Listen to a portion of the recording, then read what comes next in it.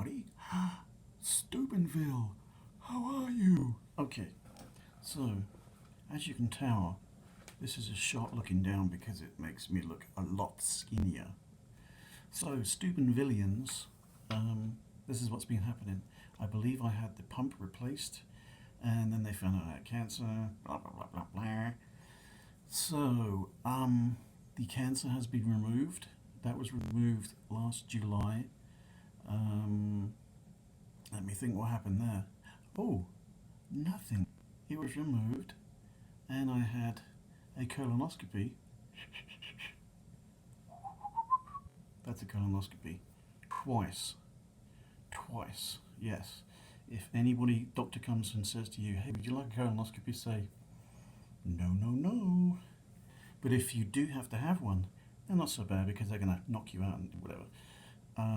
Make sure that you drink ice water with the very delicious drink that they give you. It is delicious to drink. Um, so I had the cancerous cell. It was an encapsulated, so if you can imagine, it was like that, and they took around, like for instance, that's a pretty good example. So they took around the cancerous thing, so it's encapsulated. So they took it right out, which obviously is not like that. So got rid of it. When my results come back, there is a 1% chance, actually 2% chance, that I will ever get cancer back.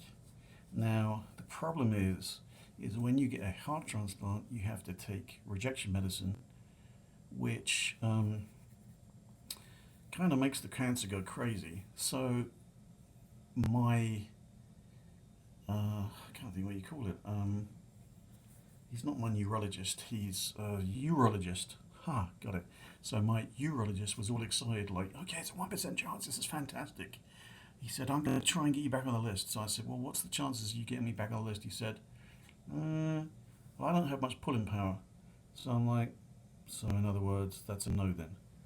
So, Mr. Urologist says, I will back you up though, but you have to go and see the transplant team.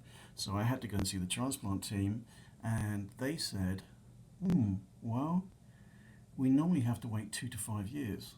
So I'm like, hang on a minute, I cannot wait 2 to 5 years.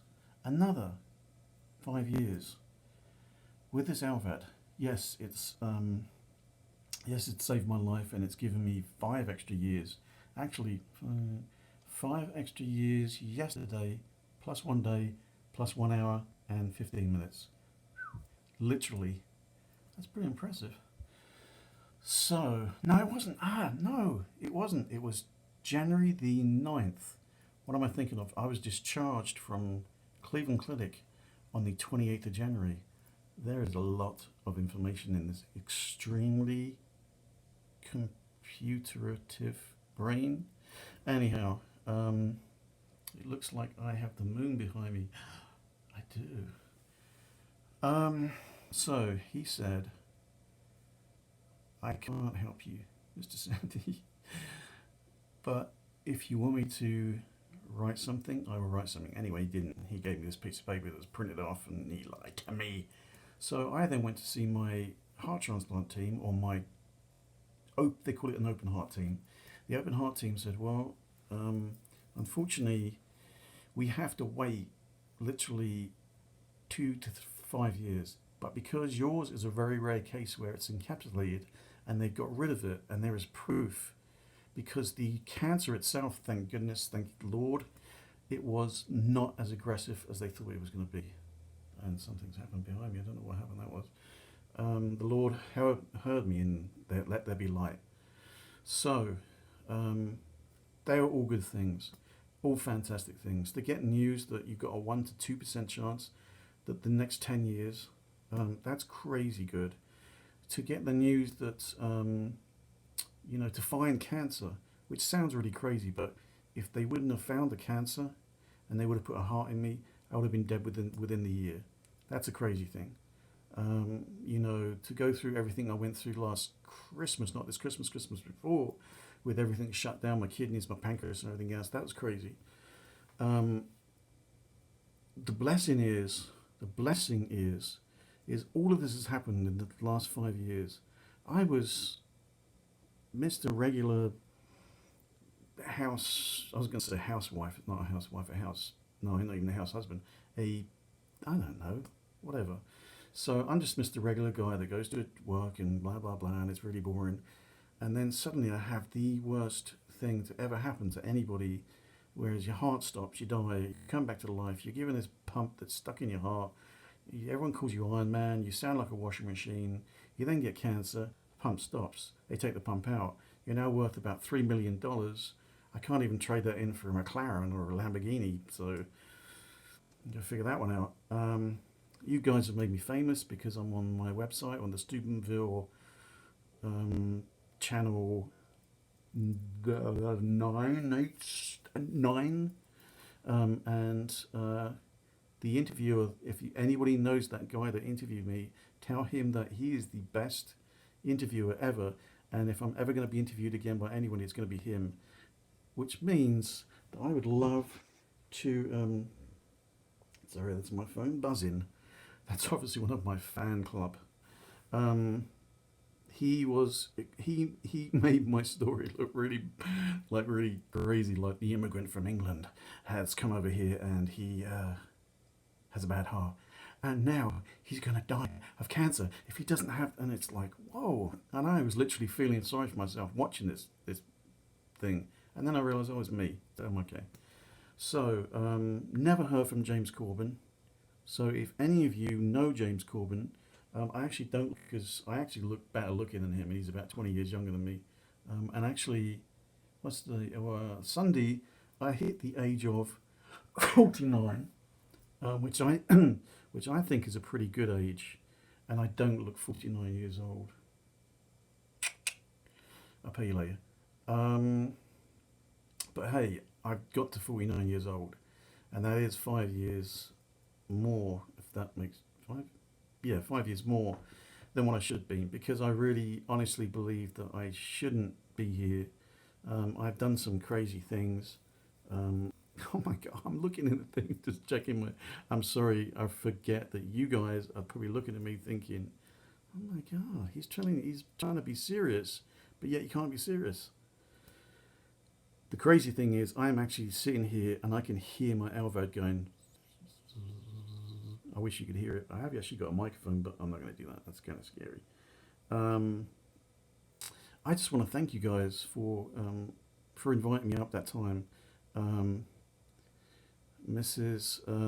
Cherie, Mrs. Cherie, was the perfect person for me and my family to stay with. We had presents on our pillowcases and beautiful food, and we were treated like kings and queens and princesses, because my son is a princess. And you guys just made me feel so welcome. And I've got photos of all you guys. And I think there's I can't think. I don't know. But anyhow,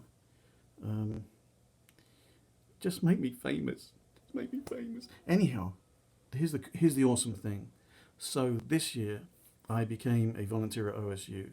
Problem is that all of this medical stuff catches up with you because you're laying in a bed and you don't see what the people looking in on you see. And then when you become a volunteer, and everyone's like, "Oh my God, you got to go and volunteer. This is going to be an amazing thing. You're such an inspiration, Mark. You're fantastic." And I'm like, "I know I am. I'm fantastic." But actually, now I realized how inspirational I am. But here's the downside. I go into these rooms and I see all these people hooked up on these machines. They're on ventilators. They are fighting for life, and I start having flashbacks when I get home, and I start thinking, wow, I really was that bad. It was that bad. I mean, it was terrible. The ventilator is one of the worst tortures mankind, although they're trying to save you. I can't even describe how a ventilator is, especially because they didn't sedate me very well. Well, they didn't sedate me, so they thought I was I was obviously a man, so I didn't need sedating. Um, so I decided to step back from volunteering, donate life until I have the chance of being back on the heart transplant list, because that's pretty tough to go around and talk to people. Hey, look, I'm waiting for a heart. Yes, I'm waiting for a heart, but I'm not on the list right now because I had cancer. And then they'll be thinking, oh my God, what does he want? Does he want sympathy? So I just had to step back. There's still some other things. A great friend of mine that runs the Healing Hearts in Columbus, he's just left me a message, and I've got to get back to him because I can't do it right now. So my newest project is, it's called Party at the Y. So I started a ministry here at my church, and we have a little fund.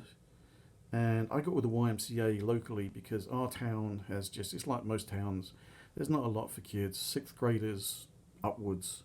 That's who we're targeting.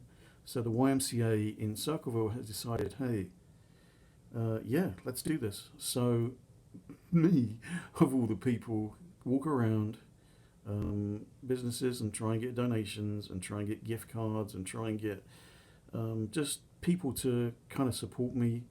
The YMCA is very open. They're going to close it. Well, not very open. They're going to close at 5 o'clock on February the 17th.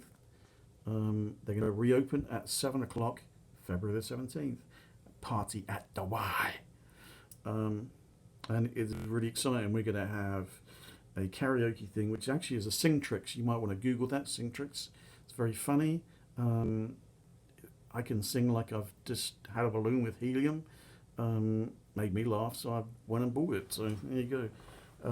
We're going to have a competition, talent competition. We're going to have a thing called Volleyball. Someone said Hungry Hippo's human version, which I think would probably be actually kind of funny. Wish I could do it, but I'd probably die from it. We're going to have some music and everything else. I actually really would love to get, so my son has become very musical, and one of his favorite bands is 21 Pilots. And Tyler, I can't think of his last name, but he lives in Columbus, and I have been trying to find where he is, because I want to get him for 30 minutes on that February the 17th and blow my son's mind and do the little tweety PT on the Saturday afternoon and say, hey, guess what? 21 Pilots, but only half of them. Also, Roman Atwood, I think, would be awesome, and I have a feeling there's going to be a whole bunch of kids anyway, even if there's not going to be any kind of celebrity. Personally, the only celebrity you need there is obviously me, because I am quite the celebrity. Iron Man, can't fly, but hey, who cares? So, that is my update. Whew, I am out of breath. So, I'm still here. I still try and inspire. If I can do all of this, this is a pretty big undertaking. I don't really like that word. This is a pretty big thing to do when you are as sick as what I am, to go around, and I kind of use my life, well, I'm really sick and I've got this electric heart and just sorry for me. And people are like, you know what, that's pretty awesome, and you're thinking about the kids before you, and I'm like, well, yeah, oh yeah, didn't think about that. But today I've got a whole bunch of gifts. I've got some, oh my God, what have I got? Perfumes and aftershaves and colognes and gift vouchers from Roosters and just a whole bunch. Some guy said, I'll write you a check, and I'm like, hey, you can do whatever you like. And it's going to be awesome. And my theory on all this is, one day I'm not going to be here. Tomorrow is never promised. So if I can make a lasting impression and show people, and you guys are the future of this country, and I am a citizen, which I think you remember I was a citizen, and I don't speak like this, no, not yet, no, because I'm still from the United Kingdom, but I can speak like this because I am part American now, and I'd like a glass of water, and I think that's pretty cool for an Englishman. What do you think, mate? Is it? Or isn't it? Yeah. All right. Enough of the silliness. You're probably all thinking, oh my God, is it a heart transplant one needs, or is it a brain transplant because he is crazy? But anyhow, your teacher is the best teacher in the whole wide world, and I wish I'd had a teacher like her. If there's another teacher standing that side or that side, they're pretty good too. And you guys out there, especially you there, there, and there's one in particular who started this whole idea up there, and he put his name, my name, on his shirt. And I found that t-shirt I was going to give you, but now I've completely blown the idea because I actually found another t-shirt, so I'm going to have to get to you. But you all are amazing, and you'll blow my mind. And this is now 15 minutes long, so unfortunately this is probably your whole class period, whatever you call it, and you don't get to do any work. So hip hip hooray, I've got you out of a morning's work again. But anyhow, you guys inspire me. You absolutely blew my mind. It was humbling to see you all with the mark on your armbands, and just to be invited up there, and the TV crew, and that is reality. The reality is that my battery is running out, and I've just pressed the silence, which no one's supposed to know that. So I can now sit here for 3 minutes and panic. So that's the end of this video, because I've got to run downstairs and put some new batteries in. Otherwise I didn't make it. So anyhow, my wife always thinks it's funny because she says I must be the only wife around that actually can turn their husband off. Very funny. Anyhow, didn't silence that very long, did I? Okay. Well, I better go because that's kind of scary. Peace, everybody. Heartofmark.com. You better keep going to it. Party at the Y. Look on my Mark and Josh show videos. Let me think else. There's lots of other ones. I take drones. We're doing some stuff with the... Joshua's got some awesome musical stuff.